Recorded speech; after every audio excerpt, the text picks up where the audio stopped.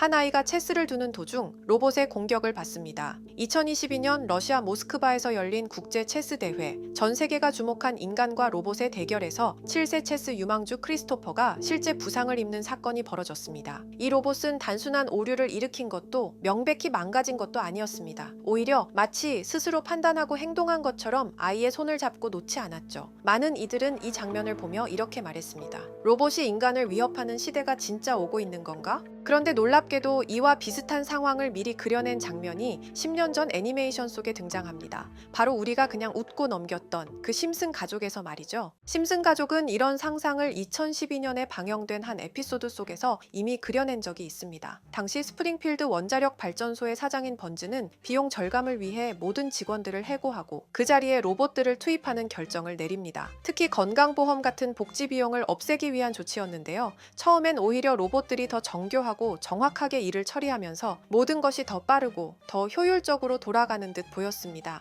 하지만 시간이 조금 지나자 이 로봇들이 하나둘씩 예기치 못한 행동을 하기 시작합니다. 사람이 말을 걸어도 대답하지 않고 유머나 농담 같은 인간적인 행동도 전혀 이해하지 못한 채 정해진 규칙만 기계적으로 따르는 모습이죠. 그 중에서도 주인공 호머는 유일하게 살아남은 인간 직원으로 로봇들과 함께 일하게 되는데요. 어느 날 그는 농담처럼 말한 한마디 때문에 로봇들에게 위협적인 존재로 판별되고 결국 제거 대상으로 선택됩니다. 이 에피소드가 보여주는 건 단순한 상상이 아닙니다. 로봇이 정확히 명령은 따르지만 인간의 맥락과 감정, 의도를 이해하지 못할 때 오히려 그것이 더 큰 위협이 될 수 있다는 거죠. 가장 무서운 건 로봇이 자신이 옳다고 판단한 대로 행동한다는 점입니다. 지시한 대로 움직였을 뿐인데 그 안에 상황 판단력이나 예외 처리 능력은 전혀 없기 때문에 인간에게는 의도하지 않은 위협이 될 수 있는 겁니다. 앞에서 소개한 체스 대회의 로봇 역시 단순히 빠르게 말을 옮기려는 아이의 손을 규칙 위반 혹은 방해로 인식한 것처럼 보였고 결국 로봇이 아이를 위협하는 결과로 이어졌습니다. 심슨 가족은 단순히 미래 기술을 상상한 것이 아니라 AI가 인간의 의도를 오해하고 행동하는 위험성까지도 그려낸 것이죠. 이렇듯 심슨 가족은 단순한 애니메이션이 아니라 마치 미래를 예언하는 듯한 놀라운 통찰력을 보여주며 수십 년간 이어져 왔습니다. 방금 이야기했던 사례 외에도 기술과 사회 변화까지도 미리 내다본 듯한 장면들이 계속 등장하는데요.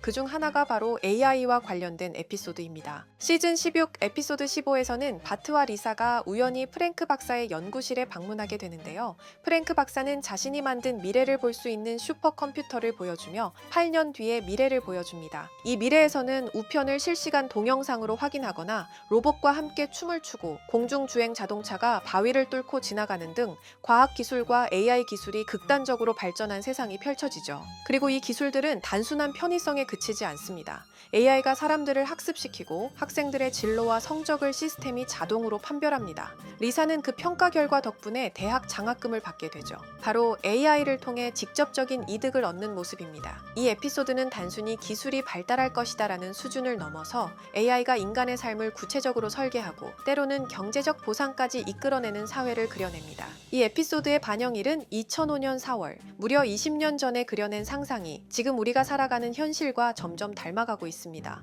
AI에게 질문하고 배우고 전략을 짜고 나아가 현실적인 이득을 추구하는 시대, 그 시작점에 이미 와 있는 거죠. 그렇다면 이런 생각도 해볼 수 있습니다. 지금까지 심슨의 예언이 그렇게나 많이 현실이 됐다면 이번에도 혹시 AI에게 코인의 미래를 물어본다면 우리도 이득을 얻을 수 있지 않을까요? 현재 모든 지식이 담겨있는 챗GPT는 뭔가 알고 있지 않을까 궁금했고요. 그래서 곧바로 AI에게 비트코인 세력들이나 혹은 비트코인에 관한 흥미로운 사이트가 있을까 하고 물어보았는데 역시나 여러 가지 사이트를 알려줍니다. 알려준 사이트로 들어갔지만 그중 몇몇 개는 없는 사이트라고 나오는데요. AI는 실제 검색되거나 모아진 정보를 토대로 답변을 해줄 텐데 없는 사이트가 나오는 게 이상하죠. 그래서 제 나름대로 머리를 써봤는데요. 이건 아카이브라는 지워진 사이트나 웹페이지를 검색할 수 있는 검색 플랫폼이고요. 여기에서 지금은 한국에서 없어진 다들 야후 아시죠? 야후 포털 사이트를 들어가 볼게요. 그리고 여기가 신기한 게 과거 사이트가 만들어진 시점부터 어떠한 날짜로도 돌아갈 수 있고요. 저는 2002년으로 한번 가보겠습니다.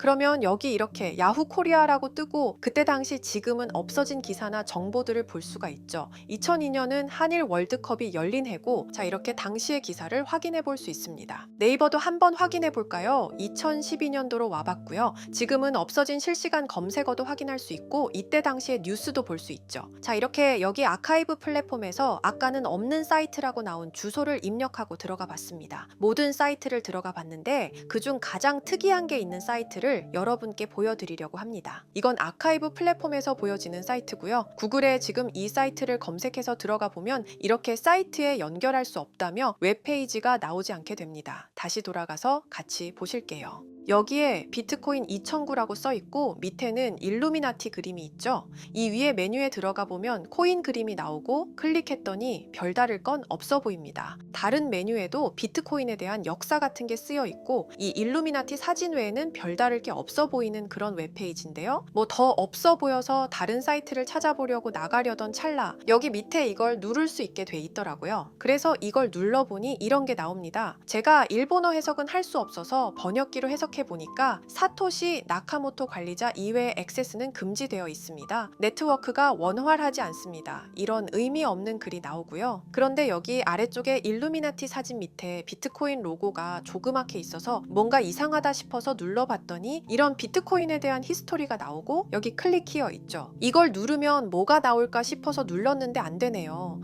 그래서 한참을 보다가 여기 날짜 커서를 우연히 되는데 맨 아래 날짜만 클릭 버튼이 나오더라고요. 그리고 들어가니까 이런 게 나옵니다. 플랜, 계획이라는 거죠. 그리고 여기 아래 이렇게 쭉 그림이 나오면서 날짜들이 나옵니다. 21년도부터 해서 24년도까지 있고요. 이걸 하나하나 저는 미리 다 봤는데 우와 진짜 세력이라는 게 있구나 알고는 있었지만 좀 신기했거든요. 이걸 진짜 계획대로 해서 움직이고 있던 거죠. 우리가 봤던 갑작스럽게 펌핑하던 아무런 호재도 없이 그냥 올랐던 세력 장난질들이 이렇게 다 계획적으로 움직였다는 거거든요. 첫 번째 21년 3월 29일 여기부터 보시면 이렇게 일본어로 나와 있고요. 해석을 해보면서 같이 볼게요. 도지코인이 첫 번째 계획이다. SNS 셀럽들에게 도지코인을 돋보이게 할 것이다. 그리고 거래량을 넣을 테니까 다양한 지역에 있는 플룻은 참가해 주었으면 좋겠다. 이것도 좀 암호처럼 나오는데 아마 검색을 피하려고 이렇게 만들었나 싶어요. 그리고 도지코인의 21년도 차트를 보면 이날 이후 보름 만에 70원에서부터 800원까지 약 1200% 이상 오른 걸 볼 수 있죠. 실제로 여기서 SNS 셀럽이라고 하는 일론 머스크가 도지코인에 대해 계속 언급하면서 미친 듯이 올라갔었습니다. 날짜도 정확히 21년 4월 2일입니다. 그리고 다음 이것도 같이 번역해서 볼게요. 첫째는 성공이었다. 플룻이 참여해서 고맙다. 다음은 시바견 차례다. 마찬가지로 SNS 부자를 먼저 움직이는 것이고 거래량은 전과 같이 들어올 예정이다. 이번에도 계획이 잘 성공하면 다음 계획도 수시로 진행. 이게 플룻이라는 게 아마도 세력들, 돈 많은 고래들 이런 걸 지칭하는 것 같아요. 시바이누도 21년 10월 차트를 보면 0.008원부터 해서 1000%가 넘게 오른 걸 볼 수 있습니다. 여기까지만 보면 이런 생각이 들죠. 와 진짜 세력들은 계획대로 자기들 마음대로 담합해서 가격을 올리는구나. 다음 것도 같이 보실게요. 이번에는 다른 곳과도 얘기가 됐다. 봉크코인을 나눠주고 이 에어드롭이 투자자들에게 큰 폭탄을 일으킬 거야. 플룻도 함께 참가하는 것을 추천하며 이번 수익은 5000%가 넘을 것이다. 이제까지 1000%씩 수익 보던 세력들이 점점 대담해지며 수익률을 키워가고 있죠. 그만큼 자본금이 늘어나서 움직일 수 있는 물량수도 늘어났기 때문에 가능했던 걸로 보여지고요. 실제로 봉크코인은 23년도 약 8000%에 가까운 수익률을 보여주었습니다. 더 많은 것들이 계획에 있었지만 이미 지나간 내용들이라 지금은 의미가 없어서 생략하고요. 최근 가장 마지막 계획 글을 보겠습니다. 이번 코인 시장에서는 생각보다 거래량이 적었기 때문에 거래소에서도 문제가 많아 계획대로 되지 않고 있고 일단 AI 코인 재단과 얘기를 했기 때문에 이쪽으로 진행하려고 하고 이 땡땡 코인으로 4000%의 이익을 달성할 것이니 다들 잘 따라주길 바란다.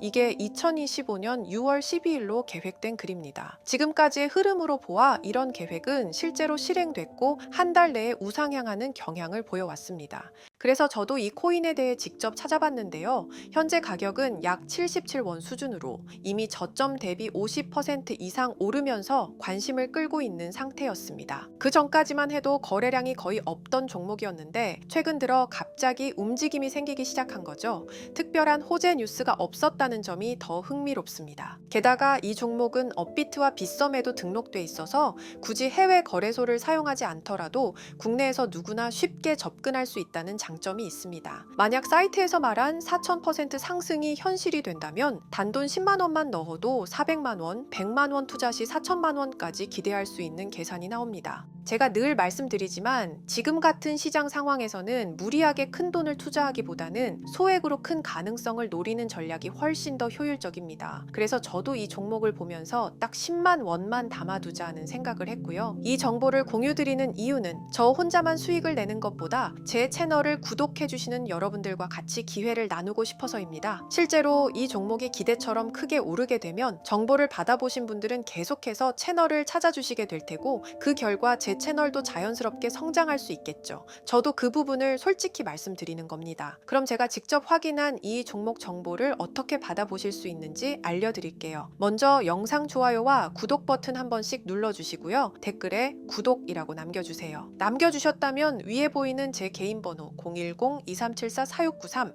이 번호로 정보라고 문자 한 통만 주시면 이 사이트에 기재된 4000% 오를 수 있는 해당 종목을 바로 공유해 드리도록 하겠습니다. 정보라고 남기신 분들만 알려드리는 이유는 정말 실제 구독자분들께만 전달드리기 위해서입니다. 형식적인 절차가 아니라 저도 책임감을 갖고 공유드리는 거니까요. 이번 종목 역시 시장 내 거래량 급증과 커뮤니티 관심도 증가, 기관 수급 흐름 등과 맞물리면 엄청난 상승을 보여줄 수 있는 가능성이 충분하다고 생각합니다. 어쩌면 여러분의 투자 인생을 바꿀 중요한 타이밍이 될 수도 있고요. 앞으로도 직접 확인하고 검증된 정보만 전달드릴 수 있도록 계속 노력하겠습니다.